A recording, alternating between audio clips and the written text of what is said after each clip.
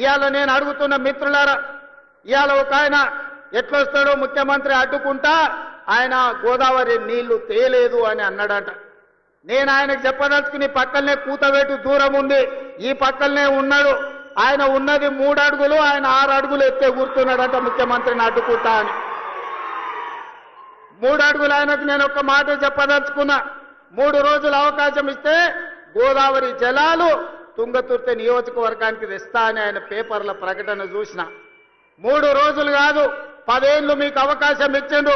ఎందుకు దేవాదుల నుంచి తుంగతుర్తికి నీళ్లు తీసుకురావలేదు, గోదావరి జలాలతోని ఈ ప్రాంత భూములను ఎందుకు తడపలేదు అని నేను అడుగుతున్నా.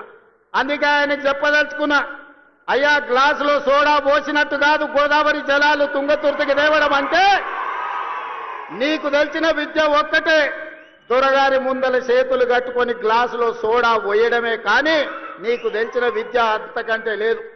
నీ ఊరు మండలం చేసుకున్నావు, మండల ఆఫీస్ అన్న తెచ్చుకున్నావా, ఎంఆర్ఓ ఆఫీస్ అన్న తెచ్చుకున్నావా, పోలీస్ స్టేషన్ అన్న తెచ్చుకున్నావా? 10 ఏళ్ళు మంత్రిగా ఉండి నీ నాయకుడు ముఖ్యమంత్రిగా ఉంటే నీ సొంత మండలానికి ఒక ఎంఆర్ఓ ఆఫీస్, ఎంపీడీఓ ఆఫీస్, ఒక పోలీస్ స్టేషన్ తెచ్చుకోలేని సన్నాసివి ఇవాళ మా మందుల సామెలు తీసుకొస్తే సిగ్గుతో తల ఉంచుకోవాల్సింది పోయి ముఖ్యమంత్రిని ప్రభుత్వ కార్యక్రమాన్ని అడ్డుకుంటానని ఆయన ప్రగల్భాలు పలుకుతుండు.